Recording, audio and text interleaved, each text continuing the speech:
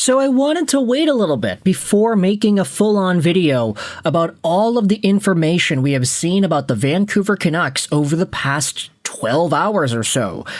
Because I was thinking, the Canucks are going to hire somebody. It's Monday. It's a nice day to make a hire. It's sunny outside. But now it's 4 p.m. and we still haven't seen any actual hires. Let's dive into all the rumors because this seems like it might take a while. Elliotte Friedman on last night's 32 Thoughts the podcast said he believes the Sedins have been approached about taking more of a role in the front office. Friedman says that he thinks there will be a decision today on jobs and roles, at least internally. Probably not something official today, but stuff coming out is happening this week. Elliotte mentions this was something that was discussed before the Maple Leafs had their announcement with Mats Sundin taking a vice president role. He doesn't know the specific roles that the Sedins will get, but the idea was broached and discussed whether taking on bigger roles is something they want to do. He suggests the Sedins' decision on this plus the GM decision are two independent dual decisions the organization is awaiting. With the Maple Leafs announcing their structure, he thinks it's helped the Canucks get an idea on what they want to do with theirs. He mentioned Ryan Johnson and Evan Gold, but did not have any other comments in regards to who he thinks will get the job. And speaking about that Amber Alert was crazy. Right in the middle of the night, and everybody got that notification. Some comments go out there and say things like, hey, I'd prefer to keep the Sedins involved with player development. It's more important and beneficial. I really do not want to see them pushed around by Aquilini. There is a world where the president of hockey operations focuses primarily on creating and maintaining an engine to make the organization work. I'm talking player development, player performance facilities, building out departments like scouting, etc. Meanwhile, the GM would focus on applying those tools to the actual roster, pro and amateur scouting, analytics, etc., and reporting back to his superiors that, hey, I need more resources in analytics, or the scouting department isn't cutting it. I think a front office consisting of the Sedins and Johnson or Gold would function very differently than the Jim Rutherford and Patrick Allvin one did. Now, there are some other updates that we have seen. Take a look at this. Patrick Johnston posted on Blue Sky earlier this afternoon as well. It's been reported everywhere and he has it now. The Sedins will be moving into hockey ops roles alongside Evan Gold. Not clear what the future roles for current AGMs Cami Granato and Emily Castonguay will be. To be clear, and you all are going to groan a little at me, this is about the Sedins. I believe Evan Gold is going to be GM, but I don't have that 100% locked down. So, a lot of various reports coming out here in regards to where the Canucks will be going with their direction. Elliotte Friedman was on Halford and Bruff this morning saying it looks like it's going to happen, that the Sedins take on a bigger role with the team. And further to that point, we had Canucks news summaries all the way from Japan going out there and posting some summaries onto the Sedins and their elevated roles with the Vancouver Canucks. Take a look at this. So this was talked about on Sakaris and Price earlier this morning. On the Sedins, there was a clear indication the Canucks wanted to give them a more prominent role throughout this process, and the feeling was mutual. The Sedins wanted more responsibility.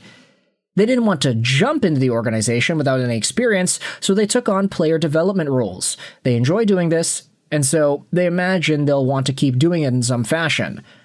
The Sedins will have more say on day-to-day hockey ops.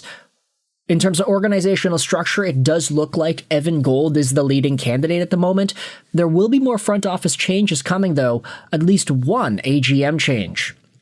The Canucks want to sort out the front office all at once, and then there is a thought that Gold will want to bring in at least one person of his own. Speculation is that Jamie Langenbrother could be that guy, but that would be a lateral move for him. If Ryan Johnson stays, he would retain his current position, but would have a title added. Almost the entire scouting staff's contracts run out at the end of the season, so it does seem like the draft upcoming will be the last of this scouting staff's drafting profile.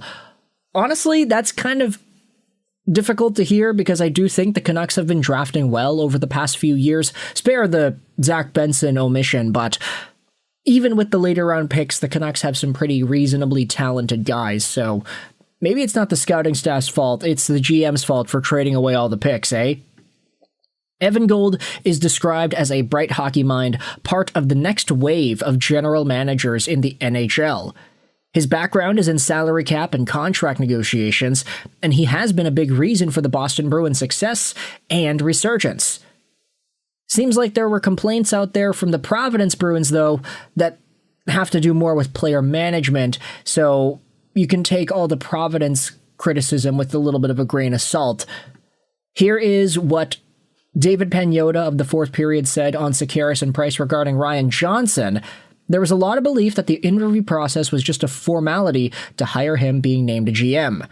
The Nashville Predators have slow-played their search, and you have to wonder if they would give him the opportunity should he be available.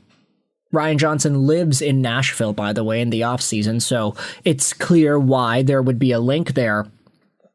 Ownership and rebuilding. Ownership is now accepting that they are going through a rebuild, shifting things for the organization. The public acceptance has let ownership feel that they won't get criticized for not winning. This allowed them to explore a candidate like Evan Gold.